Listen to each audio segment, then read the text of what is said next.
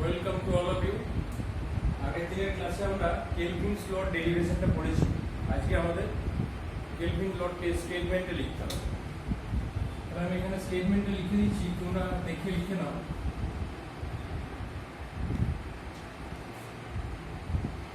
ডেরিভেশনে আমরা যেটা পেয়েছিলাম সেইটা কি বক্তব্যের আকারে যদি লেখা যায় তাহলে স্টেটমেন্টটা দাঁড়িয়ে যাবে। অর্থাৎ the most economical size of the conductor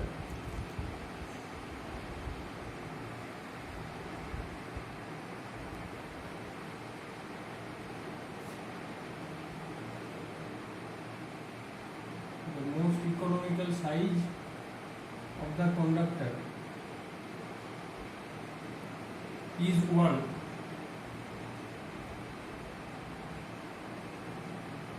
for which the annual cost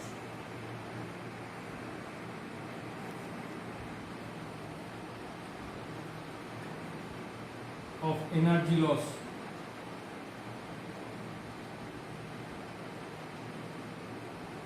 is equal to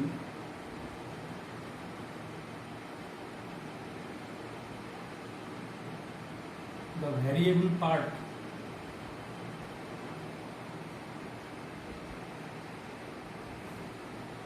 of the annual cost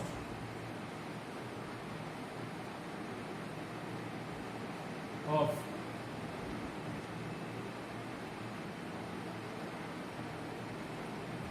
interest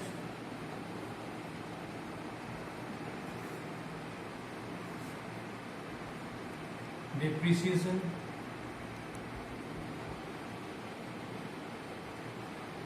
and maintenance of the conductor.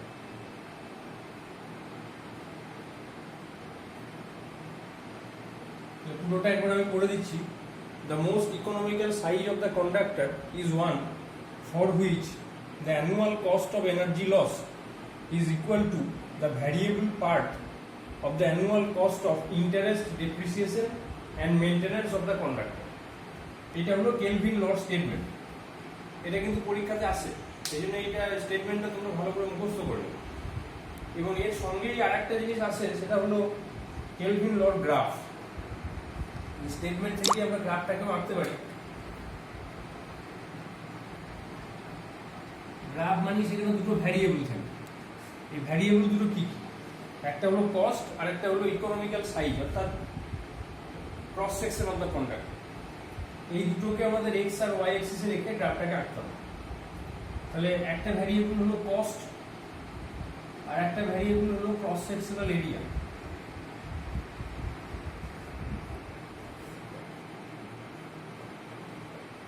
এই দুটো ভ্যারিয়েবলের মধ্যে কে ইন্ডিপেন্ডেন্ট ভ্যারিয়েবল আর কে ডিপেন্ডেন্ট ভ্যারিয়েবল? নিশ্চয়ই কস্টটা এই ক্রস সেকশনাল এরিয়ার উপর depend করে, তাহলে এইটা হলো ইন্ডিপেন্ডেন্ট ভ্যারিয়েবল।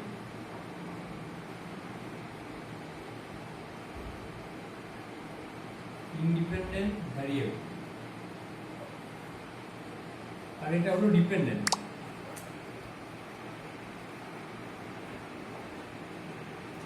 তাহলে এই দুটো ভ্যারিয়েবলকে নিয়ে আমাদের গ্রাফটা ড্র করতে হবে।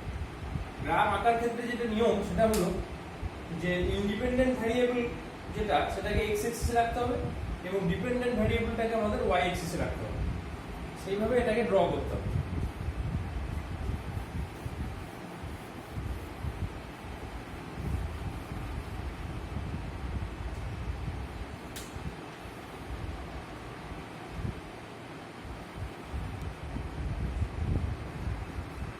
কস্টটাকে আমরা রাখছি ওয়াই অ্যাক্সিসে আর ক্রস সেকশনাল এরিয়া যেটা সেটাকে আমরা রাখছি এক্স অ্যাক্সিসে।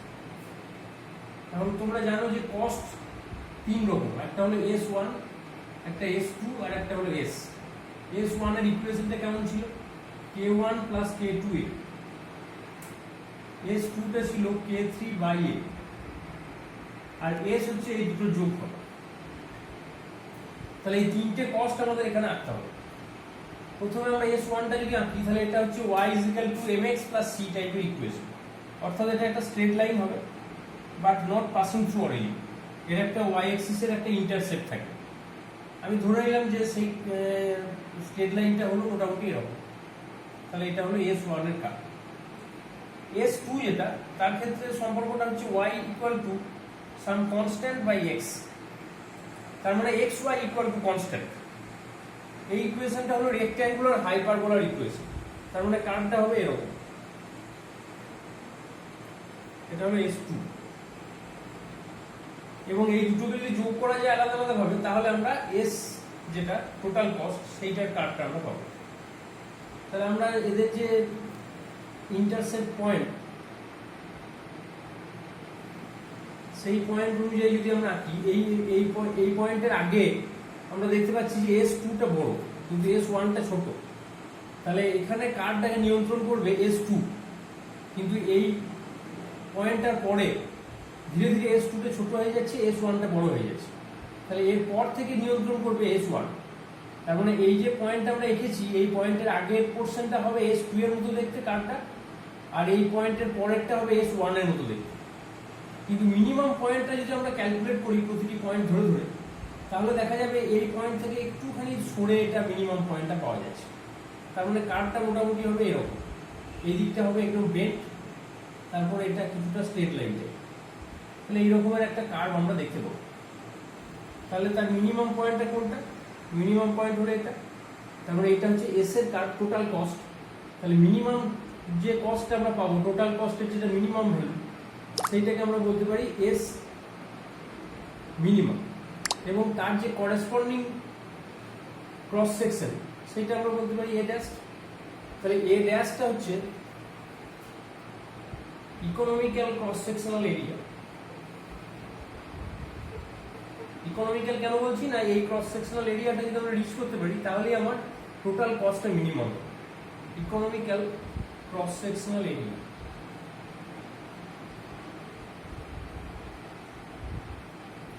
তাহলে এই গ্রাফটা ভালো করে বুঝতে পেরেছো নিশ্চয়ই। এই গ্রাফটা তোমাদের আঁকতে হবে, এবং স্টেটমেন্ট যদি দেয় তাহলে গ্রাফ আঁকতে বলুক বা না বলুক, তোমরা পরীক্ষায় এটা এঁকে দেবে।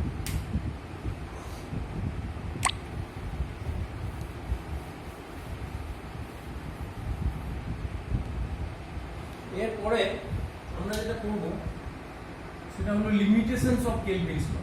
কারণ আমরা বর্তমানে কিন্তু এই লটা জেনারেলি অ্যাপ্লাই করি না, কেননা কেলভিন লতে যেভাবে ইকোনমিক্যাল সাইজটা বার করা হয়েছে, সেইভাবে যদি আমরা বার করে একটা কন্ডাক্টর সাইজ ঠিক করি, তাহলে সেখানে অনেক রকম প্রবলেম দেখা যায়। এই জন্য বর্তমানে এই লটার কোনো অ্যাপ্লিকেশন নেই। তাহলে কোন লিমিটেশনের কারণে আমরা এই লটাকে অ্যাপ্লাই করছি না, সেটা আমাদের জানতে হবে। এক নম্বর যেটা কারণ, সেটা হলো যে এই কেলভিন লতে আমরা যে এনার্জি লসের কথা বলেছি, একটা বড় লাইনে এক্সাক্ট এনার্জি লস কতটা হয় এটা ক্যালকুলেট করাটা কিন্তু একটু ডিফিকাল্ট। সেই জন্য আমরা এনার্জি লসটা সঠিকভাবে ক্যালকুলেট করতে পারি না, যার ফলে তার কস্টটা বার করতে গিয়েও আমাদের অসুবিধা করতে হয়। তাহলে আমাদের ফার্স্ট পয়েন্ট যেটা, যে the energy loss in the line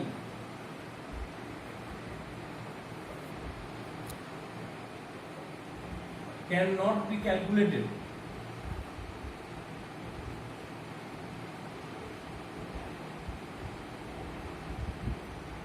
exactly,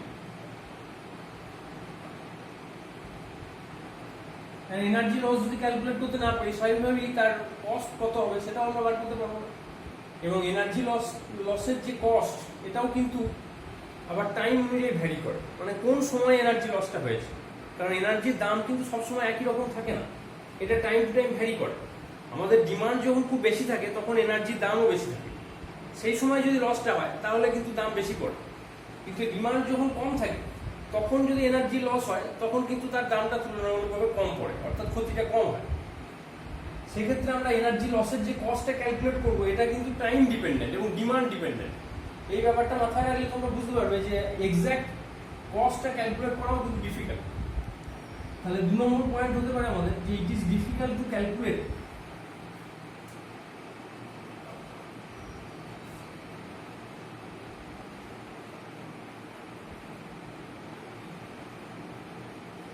the exact cost of the wasted energy. It depends on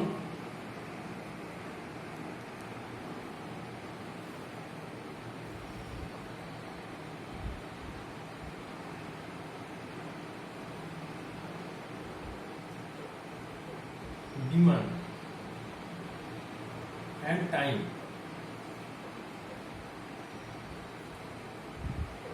তিন নম্বর, আমরা যে ইন্টারেস্ট এবং কস্ট অফ দ্য কন্ডাক্টরের কথা বলেছি, যে ক্যাপিটাল ইনভেস্টমেন্টের কথা বলেছি, এটাও কিন্তু বার করাটা একটু ডিফিকাল্ট, কারণ রেট অফ ইন্টারেস্ট কিন্তু ঘন ঘন চেঞ্জ হয়ে যায়। ধরা যাক আমরা একটা ব্যাংক থেকে ঋণ নিলাম এই কন্ডাক্টর কেনার জন্য, তার যে ইন্টারেস্ট রেট এটা কিন্তু সবসময় ফিক্স থাকে না।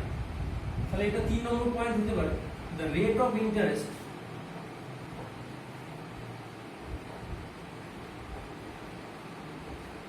and the cost of conductor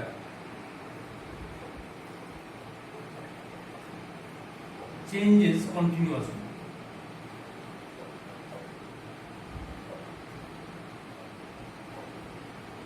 Similarly, the rate of depreciation also changes continuously. The rate of depreciation মানে যে দামটা কমে গেল, depreciation also changes, এবং ডেপ্রিসিয়েশনটাও কিছুটা ওয়েদার ডিপেন্ডেন্ট। একটা কন্ডাক্টরের কতটা ডেপ্রিসিয়েশন ভ্যালু হবে সেটা কিন্তু ওয়েদার ডিপেন্ডেন্ট। ব্যাড ওয়েদার যদি হয় তাহলে ডেপ্রিসিয়েশন ভ্যালু কম হয়, অর্থাৎ বেশি নষ্ট হয়ে যায় তার। তাহলে depreciation also changes and it depends on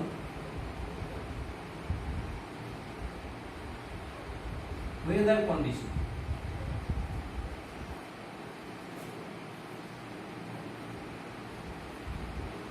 তাহলে এই চারটি প্রধান পয়েন্ট, এর সঙ্গে সঙ্গে আরো কয়েকটা পয়েন্ট আছে। প্রথমত আমরা যে কন্ডাক্টরটা ইকোনমিক্যাল সাইজ আমরা বার করব, কেলভিন ল দ্বারা যদি বার করি, তাহলে দেখা যাবে সেই সাইজটা এত ছোট হয়ে যাবে। কস্টের দিকে খেয়াল রাখতে গিয়ে সাইজটাকে আমরা এত ছোট করে ফেলবো যে সেখানে কিন্তু রেজিস্ট্যান্স বেড়ে যাবে, আর রেজিস্ট্যান্স বাড়লে একটু সমস্যা হবে, লাইনে ভোল্টেজ ড্রপ বেশি হবে। তাহলে আমরা 5 নম্বর পয়েন্ট যেটা লিখতে পারি, for most economical size of the conductor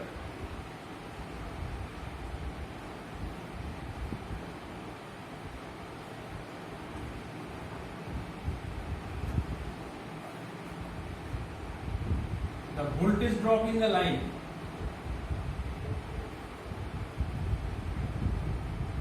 voltage drop কিন্তু বেড়ে যাবে। যদি ধরা যায় যে 10% ছাড়িয়ে গেল, তাহলে সেটা কিন্তু অ্যালাউড লিমিটের মধ্যে থাকলো না।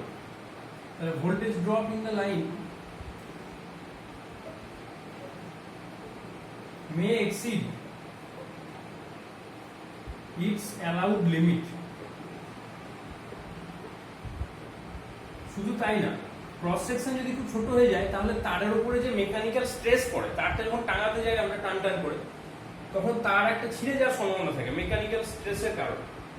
সেই জন্য যে সাইজটা আমরা রিচ করবো কন্ডাক্টরের, সেটা কিন্তু মেকানিক্যাল স্ট্রেংথের দিক থেকে সাফিসিয়েন্ট নাও হতে পারে। তাহলে আমরা লিখতে পারি the most economical size of the conductor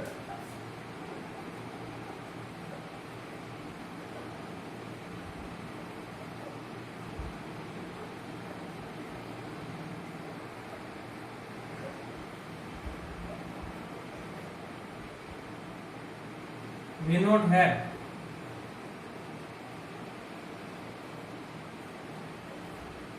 sufficient mechanical strength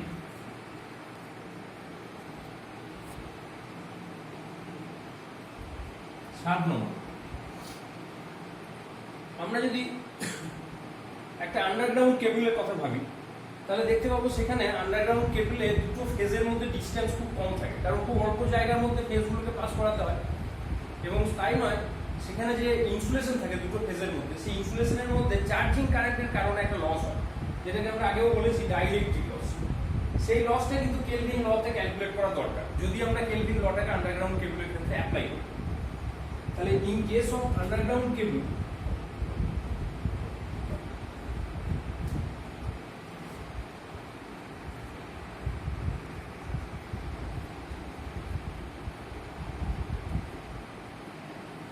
dielectric loss in the insulator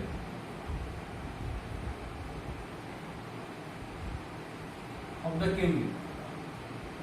Insulator না বলে insulation বললে ভালো হয়. Insulation of the cable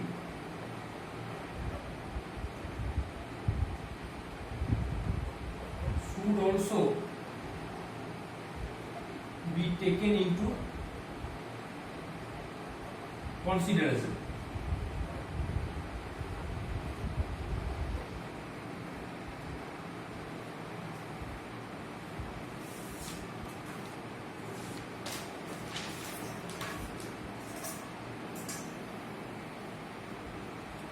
তাহলে এই পয়েন্টগুলো হচ্ছে মেন পয়েন্ট। এর সঙ্গে আরেকটা পয়েন্ট আমাদের লিখতে হবে, 8 নম্বর পয়েন্ট।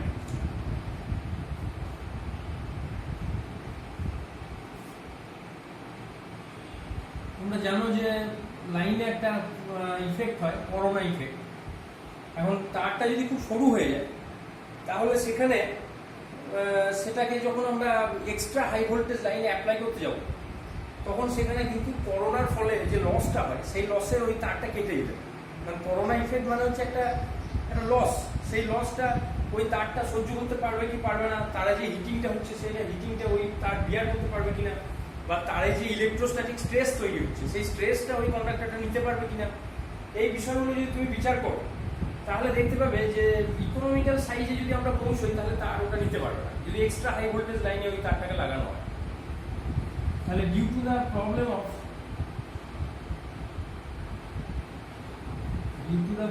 অফ করোনা জিনিসটা তোমরা জানো যে লাইনে একটা সাউন্ড হয়, হাই টেনশন লাইনে একটা সাউন্ড হয়, এবং যদি সেটা আরো বেশি লস হয় তাহলে আলো দেখা যেতে পারে, এটাকে করোনা বলি আমরা। তার সঙ্গে সঙ্গে লাইনে একটা লিকেজ কারেন্ট তৈরি হয় বা লিকেজ ফ্লাক্স তৈরি হয়, এইসব ইফেক্টগুলো কিন্তু লাইনে আছে। এই ইফেক্টগুলোর কথা মাথায় রাখলে আমরা যে economical size of the conductor বলছি সেটা কিন্তু আমরা ইএইচভি লাইনে অ্যাপ্লাই করতে পারবো। তাহলে the economical size of the conductor